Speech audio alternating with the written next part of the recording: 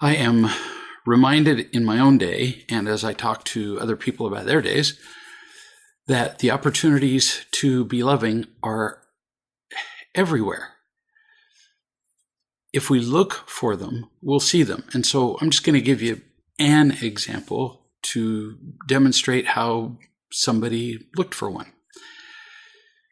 As you see these and make use of them, you'll discover that you just become more loving. People ask me this all the time. How do I become more loving? Practice. And they say, well, practice where? Everywhere. So I talked the other day on Skype to a man named Marcus, and he gave me an example of doing this. At the place where Marcus works, one of the supervisors is John.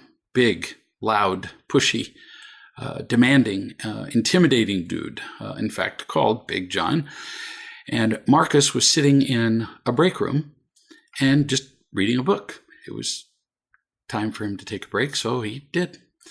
And in came John, moaning, fussing about something that had happened at work. We've all seen it many times.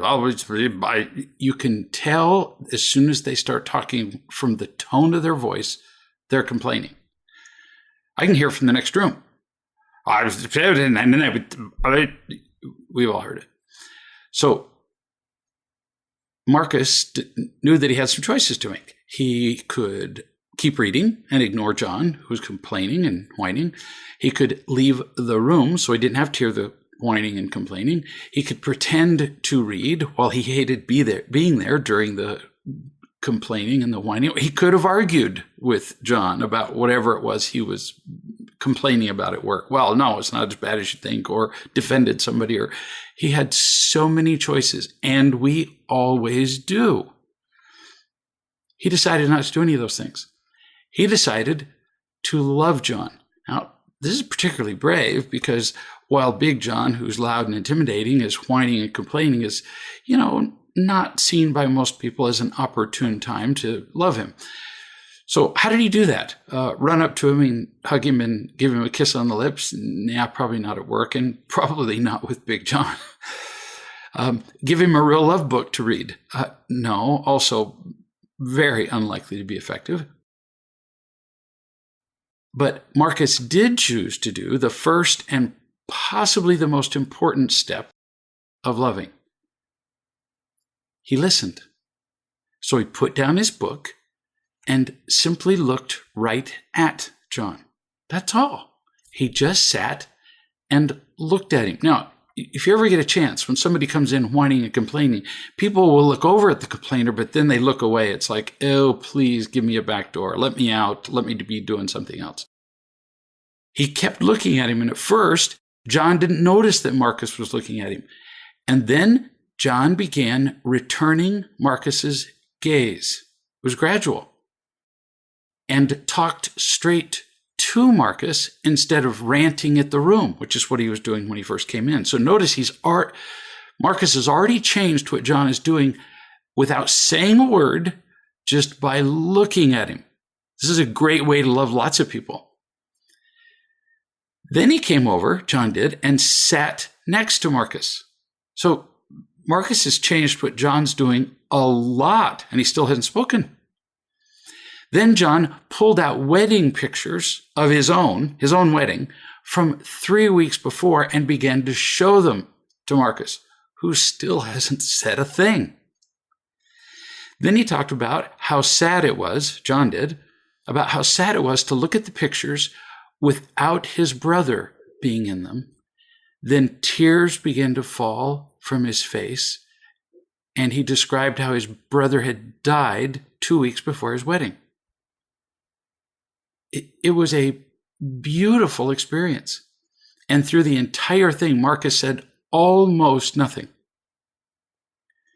At the end of the shift, Marcus and John were passing each other in the hall. Could easily have just passed each other and dropped the whole previous experience, pretending that this intimate moment had not happened very easily. But Marcus simply looked John right in the eye. That's all. Didn't say anything. Didn't make a big deal of it. Didn't hand him a real love book again. But by looking him in the eye, it changed the way John felt, who came over to him and said, "Come here then, let's have a man hug."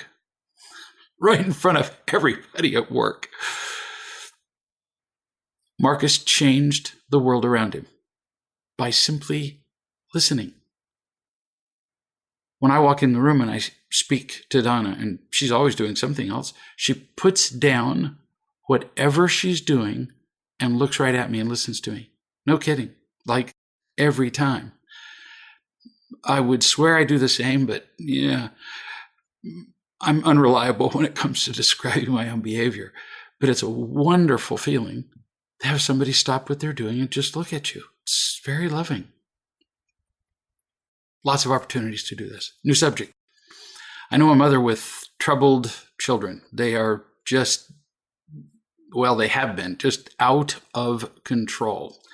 And we went through quite a series of instructions regarding loving and teaching the kids and occasionally applying consequences. The kids tried her, tested her, stretched her, kicked, screamed, fought, because when children have been trained that they will always get their way if they kick, scream, and fight, and then you change the rules and go to loving and teaching, not often that they're going to thank you for that, because see, they've already learned the old rules. They've already learned to kick, scream, and fight to get what they want. And you come in and without really saying you're changing the rules, you change them, and they're thinking, no, we like the old way. So mom just kept loving and teaching with occasional consequences. Like we said, consequences aren't the first step. The kids quit fighting, stopped. Mom wrote to me and said, it amazes me how good it feels to be loving now that I know what loving really is. Nothing is insurmountable or overwhelming anymore. Lovely to hear. When you've got the definition of loving wrong, when it's an incorrect definition of which, like, for example, avoiding the disapproval of your children by giving them what they want. That's one definition that a great number of parents believe is the definition of love, and it's wrong. When you've got that definition wrong, you are doomed, and everything you do with your children is going to end up in failure. In fact, if you believe that definition, which is actually pandemic, children become the parents. That doesn't work very well. Leaves the children essentially orphans living with two, at least chronologic adults who are also children. New subject. I talked to a man in real love who had been having some arguments with his wife. She left the house, in fact, for a couple of days. The arguments had become so difficult. And I asked him what the problems were, and he went on and on for a while, which is fairly normal for him and normal for many people. And I finally said, let's just do this in one sentence.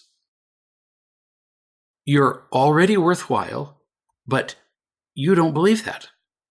So it seems like people are always doing things to you, which is why he was so angry with his wife. And he agreed. He said he does feel like people are always doing things to him. So what's the solution?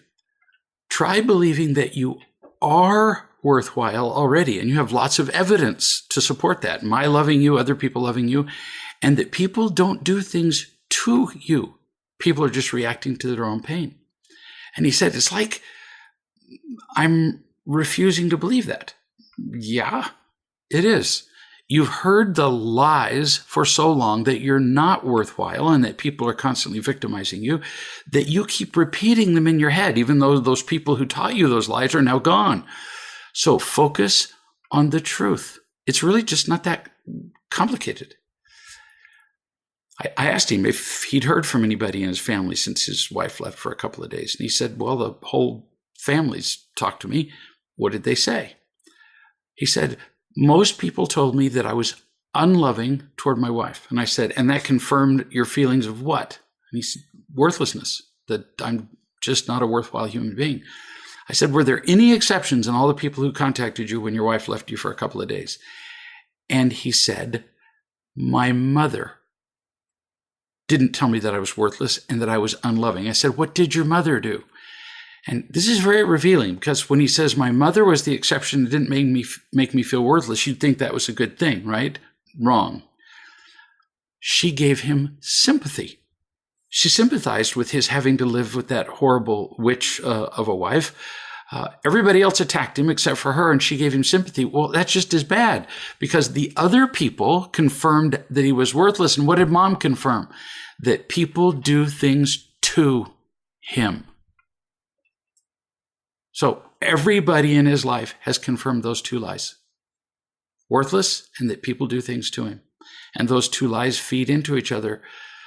Somewhere, this man is going to learn the truth, that he's loved, that he's not worthless, that people don't do things to him, that they're simply reacting to his own pain. And he won't learn any of that until he feels sufficiently loved. And that's what we're working on right now. That's a story in progress.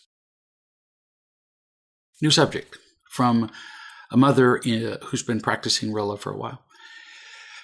She said, I took the kids to the YMCA, and when we went home, I accidentally left the kids' floaties there at the little, I assume she's talking about what we call floaties here when the grandkids come, little inflatable devices that you secure to their arms so that they, don't drown when you turn around. Mom says, I called this morning asking if the floaties were in the lost and found. They had found my daughter's floaties, but not those of my 6-year-old son, Eric. He started bawling and was really angry. We were in the car.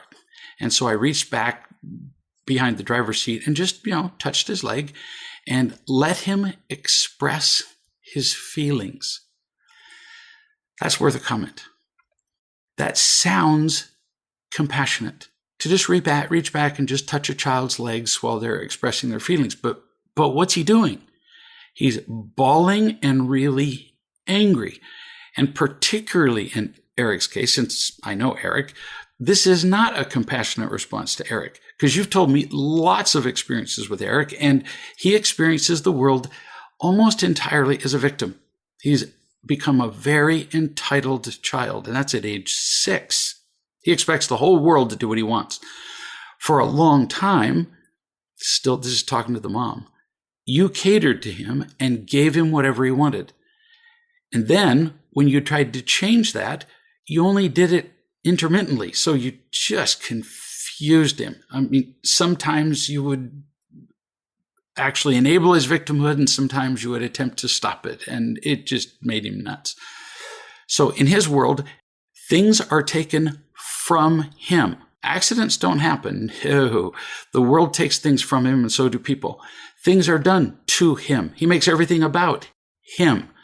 So here, while he's crying and angry, you reached back and held his leg. Sounds sweet, but it just confirms that once again, he has been treated badly by the world, and you're soothing him by saying non-verbally, oh, poor Eric, the world has wronged you again, because you're not teaching him anything. You're just touching him. So what's the alternative? In his case, he's so entitled, the victimhood has to stop, even at age 6. He needs to be taught how the world is. His view of the world is that everybody owes him something, and when they don't give it to him, then the world is evil, wicked, hurtful, intentionally attacking him. You need to teach him that mistakes are simply made. They happen. People are inconvenienced. Just happens. You could teach him this in 1,000 ways. Somebody cut you off in traffic and you point out to him that the driver was inconvenient, was inconsiderate, but you don't take it like a victim. It wasn't done to you. The driver was simply enacting his own selfishness. Stuff is just taken. This is what happens in life. He has to understand that. He doesn't. And that it's not personal. When he runs and falls, because he's, like, say, stubbed his toe on a rock, gravity doesn't do that to him. It can, if you made it the central focus of your life to teach this kid that he's not a victim, it wouldn't be too much, because entitled kids just grow up to be horrific. I get to deal with them as adults, And sometimes by the time I get to talk to them, they've become so narcissistic, they are absolutely unapproachable. There's nothing you can do. And they spend the rest of their lives entirely focused on only one thing in one word, me, themselves. Gravity doesn't do it to him. The rock doesn't trip him. And the same here with this floaty. Now you continue and you say, but he keeps talking about finding that person who took his floaty and taking it back from that person. Well, that's exactly the point I was making. Here's a 6-year-old obsessing about making the world fair for him. Good luck with that. This kind of victimhood is crippling to a kid and then continues to be crippling for an adult. Mom, I asked him how he was going to do that. He said he didn't know. In other words, get the floaty back from this person. And then he started naming people we know and suspecting them. Do you see how nuts this gets? An entitled victim is really a kind of insane. Everything becomes a conspiracy and a plot. You continue. I told him that it wasn't a friend because we pick friends who don't steal and they don't go to our YMCA. Oh, I know you were doing your best, but that was awful. That approach will never work. Now he has to decide who the enemies are. Now he's going to believe you that you would never pick a friend who would do something to him. And so when you do pick a friend who does something to him, it's going to be utter betrayal. He has to decide who the enemies are, which enables victimhood. And you don't know that all your friends don't steal. You don't know that, but you just told him that.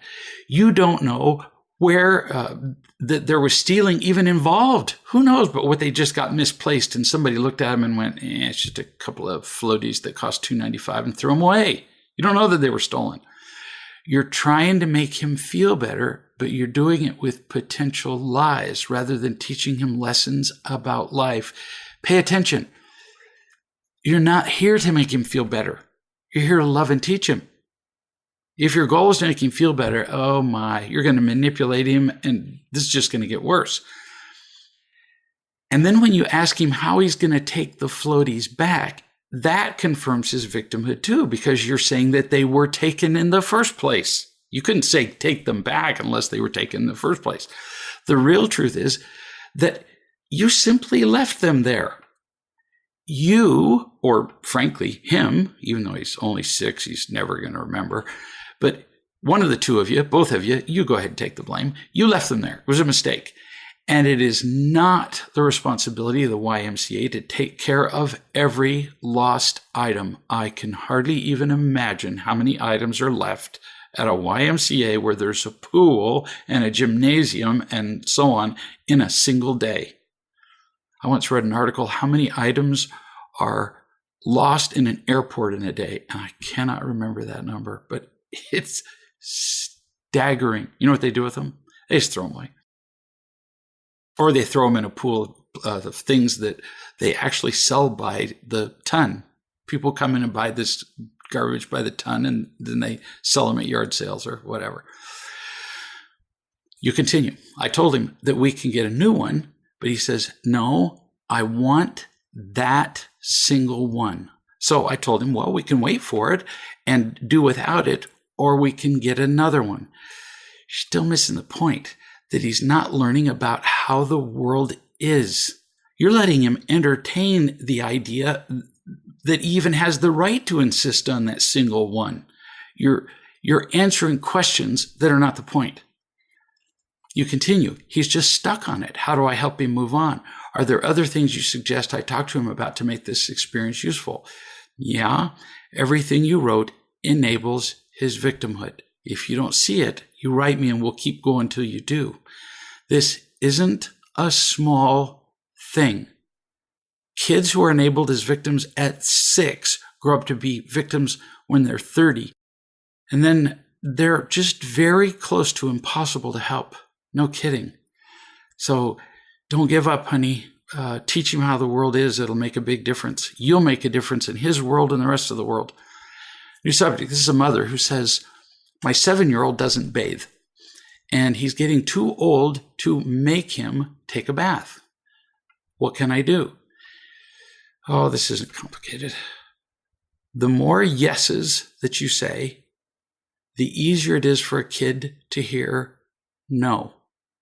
7-year-olds really don't need to bathe more than once or twice a week. They don't produce enough natural body oils to really be a problem. You could probably let a 7-year-old go without a bath for a year. No, don't quote me.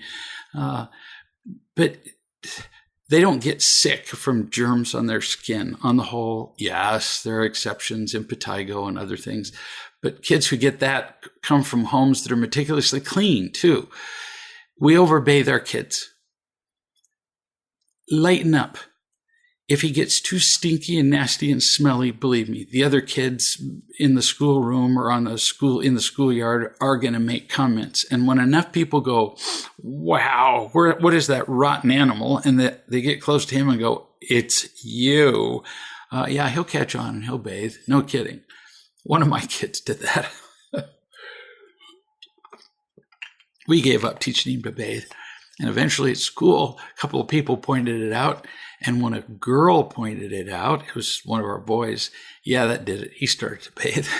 New subject.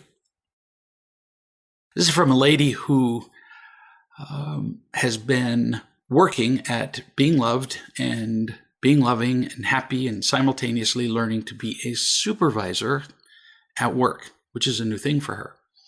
She said, I had a pretty perfect day today. Life just flowed. I feel so connected to people and to love. It's pretty fun when you work at being loving. It does tend to go like that. You continue. I just let life happen today. Very few expectations. Just did my best. Just saw my mistakes and the good things I did with equal peace. Mistakes and good things. No fussing. Still good. You continue. I loved my kids. She means her employees. She calls them her kids, which is just darling. I mean, if you viewed your employees as your children, that would surely help to not treat them badly. Loved my kids, gave good and bad news about performance with indifference. Didn't care which it was, just told them good things they did, bad things that weren't working. Not a trace of feeling other than caring about them. Just passing on information which got the message across, and then it was over. And that's called loving and teaching. That's also called leadership. It's also called parenting. All the same thing. You conclude, I had fun, and so did the people around me. It was a great day. And that's what happens when people are loving. Changes everything. New subject. I'm going to Chicago this weekend, and this is from a woman who's been doing Rilla for a while. And she says, a friend of mine named Arthur is coming with me.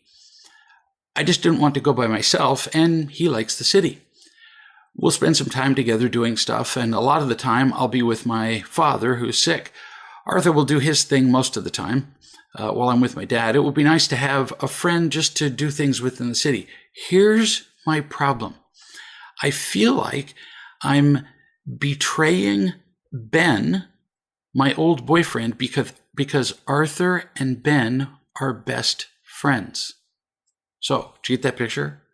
Ben and Arthur are best friends, and the lady who's writing this used to be boyfriends with Ben and is now just going to a city, who knows how far away, 100 miles or something, with her old boyfriend's best friend. They're just traveling together and doing stuff. They're not now boyfriend and girlfriend.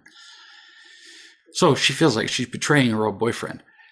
Baby, there's enough drama in the world without making it up. If you feel like you're betraying an old boyfriend by just going somewhere with his best friend, then you buy immediately into the victimhood and drama of the world. You're not in a relationship with your old boyfriend, so you couldn't possibly be betraying anybody, especially him. And you don't control your old boyfriend's feelings anyway. So drop it. Drop it. Drop the worry. Don't let anybody bother you about it. Don't let Ben talk to you about it. Don't let anybody bring it up because it immediately falls into the victim and drama pit from which few people escape. You continue, especially since Ben didn't know that I was taking Arthur to the city. I'm not getting romantically involved with Arthur. I worry that Ben will most likely call either me or Arthur over the course of the long weekend. So what? Let him call you individually and just have a talk with him. Just ignore the fact that the other one's there. No drama. Boy, the drama we do. Gosh, people, as soon as people use this voice, did you hear? Really? As soon as they go, did you hear victimhood and drama? They almost don't need to finish the sentence. Actually, I don't usually let people finish the sentence because it's boring. You continue. I'd like to let Ben know that I'm taking Arthur before I go. I think that would be the most kind and loving thing to do versus hiding my visit with Arthur and it coming out later. It's not hiding it. That's what the victims and the drama queens say. Ben has no right to be informed, not in a non-victim world. If he finds out later, so what? Then you just say, yeah, we had a nice time in Chicago together, just like that. No apology, no explanation. Don't do it.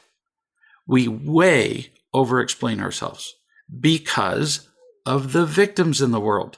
Victims demand an explanation for everything, and they keep asking questions until their victimhood is satisfied, which is, pretty much never. You say, if I were to call or email Ben about this, what should I say? Notice how you just can't let go of this? How to frame it so he knows I'm going, but I'm not hitting on his friend. Simply spending some time in the city, happy for his companionship and getting to know him better. See, this is for those who are listening. Do you see how this single email has gone on and on, repeating the same thing, preparing herself to answer to all the victims of the world? Like the 6-year-old who insisted on having his floaty back. This is where it starts. A little kid who demands something and keeps going, and then his parents give it to him. What they're doing is saying, oh, you poor little baby, you have every right to cry and whine and carry on and have a fit until we give you exactly what you want. And then that 6-year-old grows up to be this person and everybody she knows who lives in a victim and drama world. It's nuts. You continue. And then there's Kathleen, my best friend. So now she's bringing in a third person. We have 4 people involved now when it's really just 2 people going to Chicago. See, 2 going to Chicago, but all the rest of the world is somehow involved in this trip. No, they're not. So we have Kathleen, my best friend, who used to be in a relationship a year ago with Arthur. So those of you who are listening, if you're confused at this point, so am I. It's a mess. The writer's best friend is Kathleen, who used to date Arthur, is going to the city with the writer, and Arthur's best friend is Ben. Get this? See how complicated this is? In a dramatic world? You continue. It feels easier not to mention the trip to Kathleen, to my best friend. But I don't like hiding things from friends or lying. I wish I could tell her too without feeling jealous or threatened. Baby, it's the same story over and over again. This is nobody's business. You're going to the city with Arthur. That's it. Really? I go out in the backyard all the time and I just do stuff. And sometimes I do stuff with people and sometimes I don't. And I never feel obligated to explain what I did to anybody. Or Donna goes and does little errands all over town all the time. And, she's not obligated to explain a thing to me. Sometimes she does if she wants to. Victimhood rules the bloody world. It's not victims' business what you do. So don't play the drama game with them. Just don't get started. New subject. This is from a woman who attended a weekend retreat. And she wrote a letter, I think, to everybody who attended the retreat. She says this. I can't remember now who she wrote it to. To all of you here, time to release yourselves from so much pain and discover a truly happy life. I found this by reading the Real Love books. I think she did this on Facebook. I bought all the DVDs, CDs, audiobook copies. I have not only forgiven my parents, who I've always been angry at, but also people who hurt me as well. In addition, I was able to recognize that I wasn't as good a mother as I always believed I was. Since then, I've apologized to my wonderful daughter. She's accepted my apologies, and we are learning to be happy together. It was just a brief little note I got. Does it get any better than that? Some of us need to go into drama about everything, and some of us do like this woman and say, wow, I found something that works, and I'm so happy about it. That would be a simpler way to do things. No kidding. New subject. This is just a little pearl that came to my mind and could very easily have been a blog, I suppose. Most people talk about being in pain. Listen to them. Oh, that was so uncomfortable. Oh, I'm so overwhelmed. I'm in pain. They say it a lot of different ways. But you know that on the whole, that's not true. They're not really in pain. This occurred to me one day as somebody who had been to a third world country was either doing an interview or writing a magazine article, and he said, you know, one of the things that impressed me while I think he was at a refugee camp, is that we in more prosperous countries never have a cold. And I stopped reading right there, and I thought, what in the world does he mean by that? I wanted to figure out before I went on, but I couldn't. So I kept reading. And he said, we don't have a cold. We're always treating a cold. We're always doped up with whatever, paracetamol, acetaminophen, Motrin, day cold medicine, night cold medicine, Sudafed. And I'm not saying we shouldn't, but he was saying, we don't just have one. And he said, I got to watch people just have a cold or have pain. Now, brings us back to the subject that we started with. Most people talk about being in pain, but they're not. They're reacting to their pain. They're minimizing their pain. They're protecting themselves from pain with anger, complaining, running, victimhood. They're afraid of their pain. They're avoiding it. They're hiding it. No, we're not just in pain. We're constantly reacting. So why talk about this? Because actually it turns out it's pretty important that we simply have pain. That there are occasions where we sit in it and don't run from it or use anger or protect ourselves or any of that stuff, and do that with somebody who can love us while we're in our pain. And that is when it heals. We heal best when we're in it and allow somebody to love us rather than protecting ourselves from it and minimizing it. New subject. Here's a woman who says, I realized this morning when finishing a chat with my 23-year-old daughter that when I said, I love you, I expected her to say the same in return. How do I get over that expectation? Sometime when you haven't just finished saying, I love you, so a time when when those words aren't being used, you can have a talk with her about the importance of her hearing that you care about her for her, not for you. It's important that your daughter hear you tell her that you love her. But you need to remember and to tell her that parenting is one way, you to her. She needs to hear those words. So what can your daughter say if you say, I love you? If you tell her it's a one-way thing, she's going to wonder what she can say, because otherwise we almost always feel obligated to say something back when people speak to us, especially if they say something kind. Same with wise people and the people that they love. She can acknowledge that she heard what you said, I love you, in a number of ways. And you tell her, you're not telling her what to say, you're not controlling her, but she'll just be uncomfortable. I saw a commercial many years ago for doesn't matter what. But there was a couple sitting at a table, obviously at a nice restaurant, and she said, I love you to him. And then he just sat there looking stupid and blank for, I don't know, in the commercial, probably 15 seconds, which for a commercial is a very long time. And she stood up, stomped out of the restaurant, and then he said, I love you too. The point of the commercial was that timing matters. Yeah, it was for a stock trading company, come to think of it. We're very uncomfortable when somebody says, I love you, and we don't know what to say. So you can teach your daughter some of the things she might say, like, thanks, Mom, or I'm glad you love me, or I believe you, or I'm happy, whatever. These are all expressions of receiving the love, as opposed to returning the love to her mother, which isn't as healthy for her. After your daughter has felt unconditionally loved for many years, then she might actually be able to love you unconditionally. But at this point, not so much. It's fun to be able to choose to love unconditionally, and she's not quite ready for that yet. Next subject.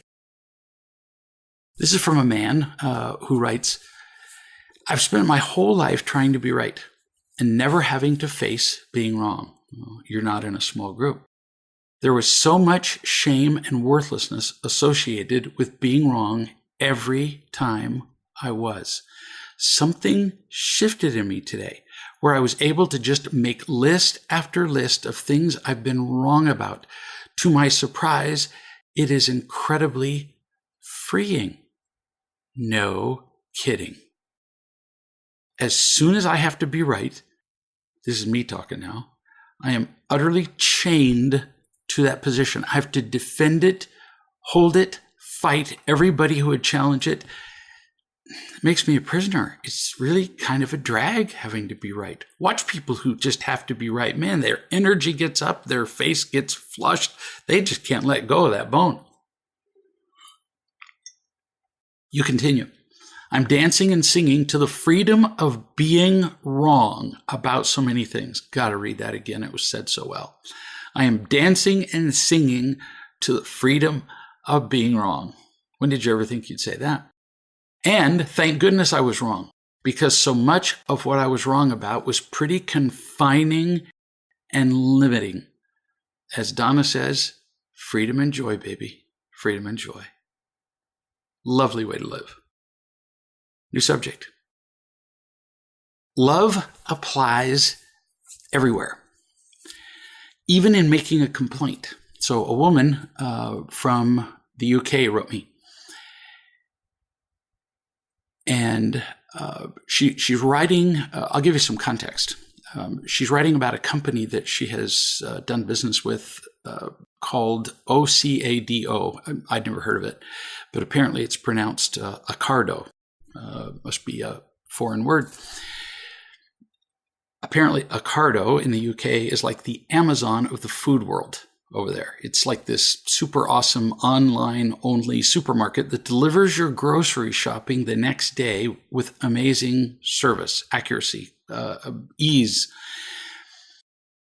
It made a loss. She gave me this information, or I wouldn't have known it. It made a loss for years due to insane investment in fully automated warehousing for processing orders. And she, according to her, she says, it has transformed my life. I never go to the store for food now, which for a young mother is quite a blessing. So all this is just to give you context. So she writes, this is an opportunity, remember we said in the beginning, to implement, to show you how you can implement real love even in making a complaint. So she writes them and says, Dear Accardo. Maybe there's somebody at the company named that. She said, I will never forget the first time we met. See, I'm enchanted already. And this is a complaint. She said, you changed my life in no small way. We've been together a long time now, through 6 years, an engagement, a wedding, a house move, a new job, and more recently, the arrival of a baby. You have always treated me so well. You make life so easy. You're always there when I need you. You never forget what I like. And you are both friendly and considerate when you visit. I have always been very loyal to you. That's the best introduction to a complaint I've ever read. No kidding. You continue. The letter continues. So it has come as a real surprise to me. Notice she said surprise, not disappointment or betrayal. Surprise. that since I've started enjoying, and she names a particular kind of packaged meal, you treat them with such little care. And the contents always end up squashed at one end of the tray, spilled out of the liner, and sometimes leaking onto other things in the box. This is not the you I know and love. I wish people would complain to me like this. I'm sure it's not intentional. You must just have gotten preoccupied with other things. Would you mind ever so much taking care to lay my, and she names the kind of meals, flat in the bag so that I can receive them in a better state? Thanks for listening. I know you care. With love. Wow. Could you write a better complaint letter? I mean it. You're good. If I were this company, I would crawl up your stairs bleeding to deliver the next order. So she gets a letter from Accardo Customer Services. And it says, "Where has our love gone?" The song by the Supremes. Whatever happened to tenderness? It has just disappeared with gentleness. Oh, did they run away with togetherness? Oh, where has our love gone? I assume those are words from the song because I can't ever remember lyrics. After all we have been through, this is how your shopping gets treated. Are you hearing this? The customer service people are berating themselves for treating her badly. They continue. Well, let me just make it clear that we're, and they're going to use words from a song again, never going to give up, never going to give you up, never going to let you down, never going to run around and desert you, never going to make you cry, never going to say goodbye, never going to tell a lie and hurt you. Apparently, words written by somebody named Rick Astley, which means absolutely nothing to me. If you could please let us know which of these, and they name the meals, were damaged, we would be happy to get your feedback passed on and the meals refunded. If you require any further assistance, don't hesitate to contact us. Wow. So, I mean, that was the coolest complaint letter I've ever heard and the coolest response. And all because you were loving. Sheesh. All of you who are listening, think about the times that you've called somebody up and just lit into them. How many times has it gone well? No. In fact, I've discovered that when I do have to take something back or I have a question at a store or whatever, the three most magical words I can use when the person behind the customer service counter, when do somebody ever wait in line and tell them they did a great job? Really, ever. Just doesn't happen. So it's my turn to come up to the customer service person, and I've discovered that they just change when you say, "Take your time." They're obviously flustered. They're in a hurry. Take your time. I remember doing this in an airport once. I said, "Take your time." And the customer service person looked up at me and said, "What did you just say?" I said, "Take your time." She said, "Give me a second." I've been waiting 20 years to hear those words. We're all people. We're all in a rush. Most of us are in pain. And it turns out we don't like to be yelled at. We do like to be loved. It works everywhere. New subject. Here's somebody who says, we've started renting our basement out through Airbnb. And one of the things that we're concerned about is the amount of noise that our family transmits through the floors. It's an old house, so sound insulation isn't that great, and we don't have the quietest kids. They're not, old, they're kind of younger. Before we started this, we talked with the kids, explained that this was a means of earning a living, and it would succeed only if the guests were happy and spread good reviews. So it was important not to jump around or run up and down, especially before a certain time in the morning. So far, the noise has reduced, but we've had to do some reminding. To be honest, I'm conflicted. On the one hand, I feel the kids are old enough to understand that this is for all of our benefit and be responsible enough to keep the noise down. On the other hand, I feel I'm asking them to be something other than kids.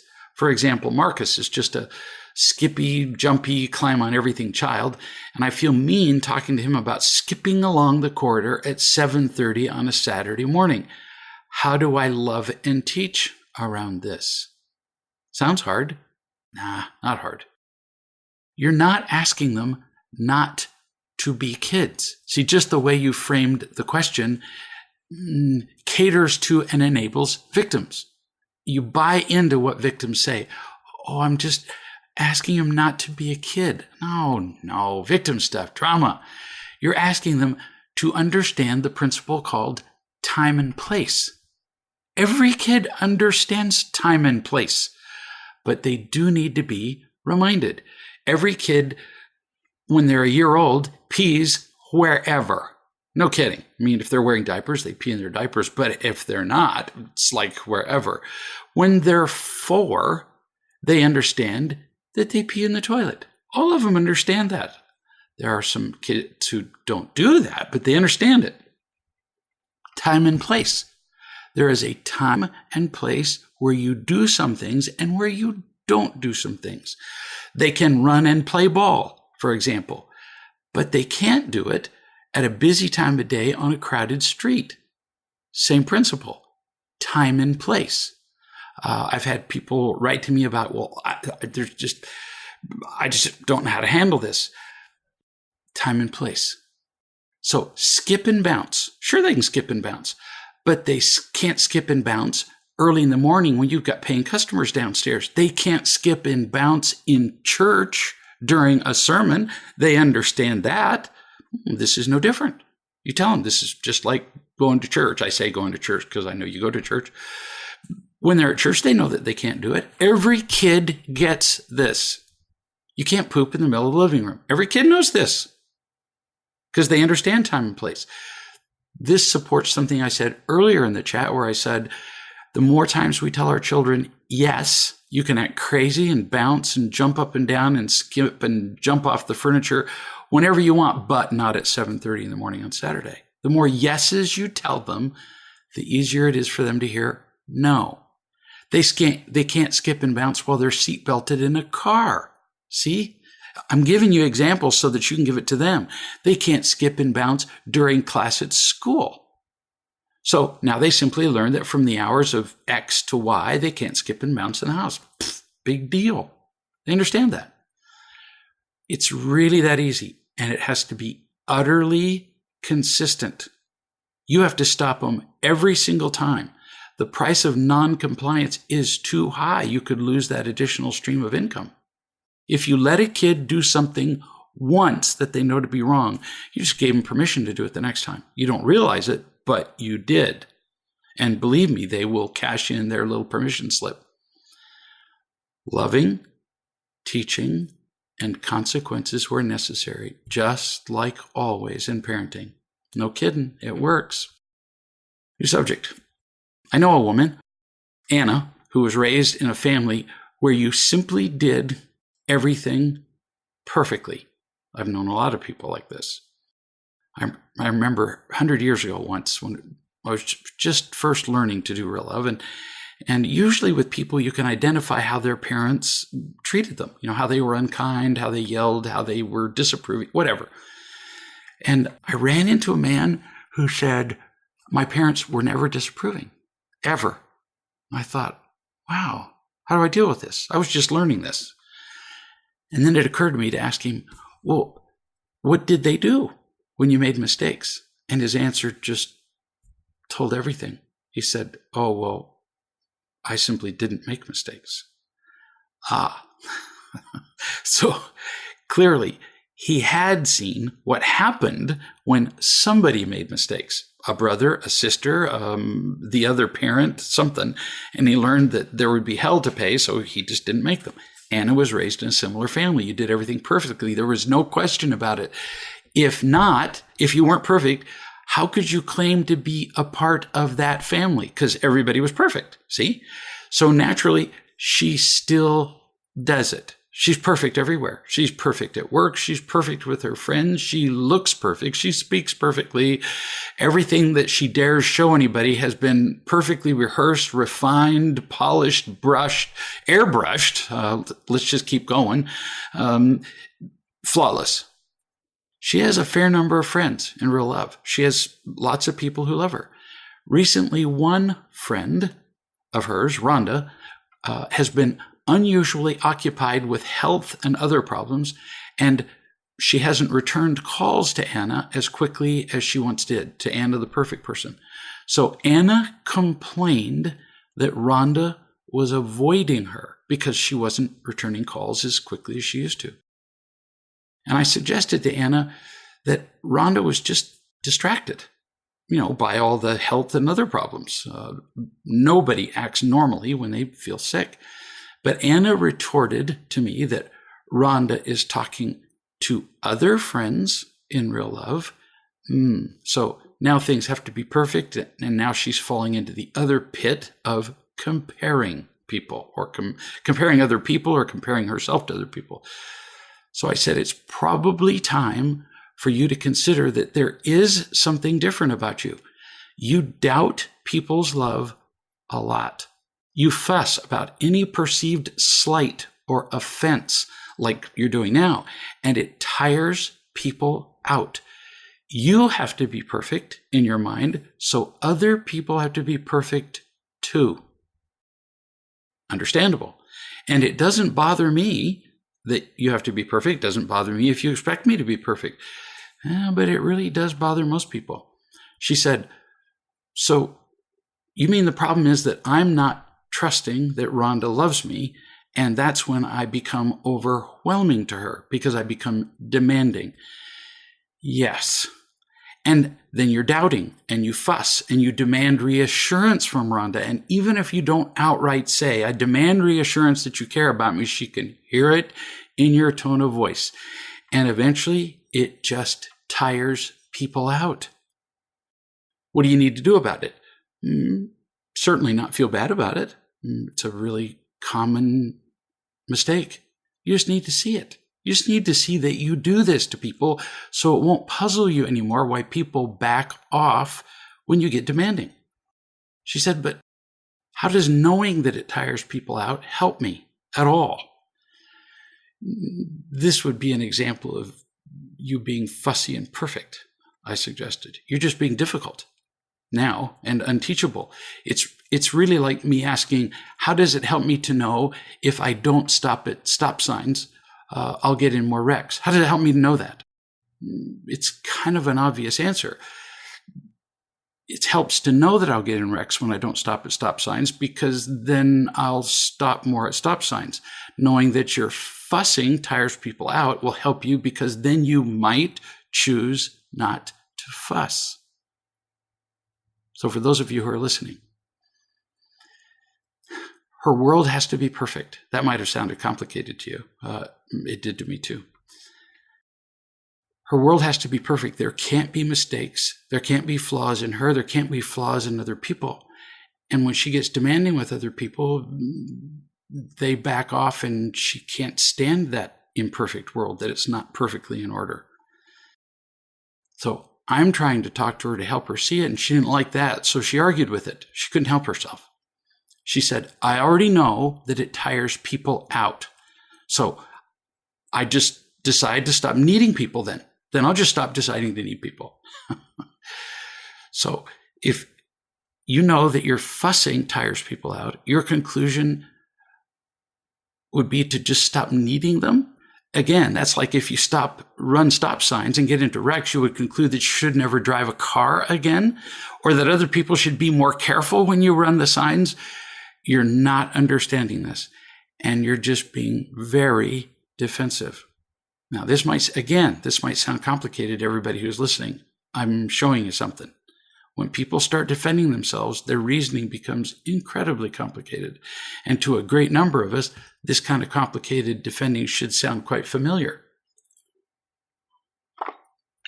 because we do it. So what's the point? I often say we don't make people angry or anything else, but if we're consistently difficult with people, we need to understand that they will eventually respond negatively, not because we made them, but because they're human. That's why. So in this explanation to Anna, I'm not blaming her for the fact that people back off from her. I'm simply explaining it because she's mystified all the time. She can't see another choice, so she's stuck in being demanding, people back off. Then she's got her feelings hurt. Then people back off more. And then she wonders why there's no people hanging around. And we all need to understand that. We're not responsible for other people's feelings, but we do need to be aware of the effect we have on other people's feelings. Those are not the same thing. If you didn't understand that, listen to that segment again, because it's pretty important. New subject. Here's a woman who writes, my husband, Mark, has been angry off and on for several days. I've done what you told me to do. That would be amazing. She says, I've asked him to use words to talk about his anger. I sit in his lap. I don't run. I don't get scared. Each time I did this, he calmed down, and where there were problems, we came to an agreement. It's almost too good to read. Hooray. The right way, the loving way really does work. You're proving that right now. But you continue. Tonight, that didn't work. Mark initiated a conversation with, are you willing to follow the common ground issue on the cable bill? Now, those of you who don't know what the common ground issue is, it's in the master index, which I encourage you to use. Common ground means like where two people in a partnership have a decision to make and they have different choices. You make the decision based on your common ground, or you don't move forward at all. So, for example, a real easy example is I decide that I want to spend $35,000 on a new car, and Donna decides she wants to spend $28,000 on a new car. Well, what do we have in common? If you were to draw, if you can remember this far back in a Venn diagram, where do we overlap? We overlap at $28,000. I want to spend $28,000. I just want to spend $7,000 more, but she agrees on $20,000. All we can spend is $28,000 on a car, or we can wait until we have more money and the decision changes. Or we don't buy a new car at all. We'll see. Common ground. So that's what this person is asking. How do we use that on the cable bill? So she continues to write. She says, I got confused because 2 days ago, Mark, my husband, agreed on the budget, which included the cable bill. Then I realized he was angry about it. The cable bill is an area of contention when we first got together. I got the bill reduced by, $30. And I asked what amount he wanted for the cable. And he said $0. So he changed his mind. At first, I told him I wasn't willing to eliminate the cable. So this appears to be unsolvable. It's not. Common ground applies to most things. Like we talked about, you both agree you need a car. You're going on vacation. But sometimes a partner gets to say, this particular thing really matters to me. Like, I relax while I'm watching cable TV, unlike relaxing to anything else. I need this, just like I need to eat carrots or whatever it is. Or in my particular case, I really need a chainsaw. So it's really not negotiable. I can get a cheaper one, but can't live with that one. Donna can't live without a monthly pest control service. Well, okay. I don't get to say, well, I don't want a pest control service because it would really bother her not to have one. Bugs really, bug her. And they get to. She gets to say, I want this thing. So we don't have to agree on that particular thing or how much we're going to spend on it. There's just a certain amount you have to spend to have good pest control service. You continue, the writer. I sat in his lap, stroked his face, asked him to talk about his anger. He had a list of stuff. He said there were 2 roaches on the floor and nobody picked them up. He was left to do it. I hadn't seen them. If I had, I would have picked them up. You have to say to him at some point, Mark, are you willing to say out loud that you accept, this is, by the way, a new complaint that she's got. We talked about common ground in the cable service, new subject, roaches. Are you willing to say out loud that you accept that I didn't see the roaches? See, victims will tend to go on and on and on and say, I was the one who had to pick them up, and why didn't somebody else pick them up? Well, you really didn't see them. And the subject isn't over. If you tell him I didn't see them 1,000 times, he's not going to hear you. He has to say it. He has to say, okay, I accept that you didn't see them. Otherwise, if he doesn't say it, listen closely because this causes so many arguments. If he doesn't say it, then he's going to take this as an accusation that's true, and he's going to pile it on top of other accusations and eventually creates a truth that isn't true, that you don't care about him, a truth upon which anger is built. So for the benefit of everybody who's listening, if your partner's attacking you about something and you explain it in a way that it's clear that you didn't even realize it had happened, and your partner keeps going on about it, they're not hearing your explanation. You have to at some point say back to me what I've been saying to you. I hear what you said to me, that it was left on the floor, nobody picked it up, but you're not hearing what I'm saying to you. I didn't see it. So I wasn't ignoring you. It was simply an accident. Kind of like earlier with the 6-year-old. The floaties simply got left. Why am I drawing the conclusion or drawing the connection between those two? Because the 6-year-old who believes that the floaties were taken from him and keeps going on and on about it, and how he's going to search the neighborhood and everybody's homes and cars and trunks till they find his floaties, that's the kid that grows up to be the adult who fights with his wife endlessly because she did things to him. That's how this stuff happens. So we need to understand how things happen, and then we need to learn to answer the question, what will change in our lives and in our relationships when we learn to feel loved and when we learn to bring love to this situation or this relationship. Changes everything. We'll see you in a week.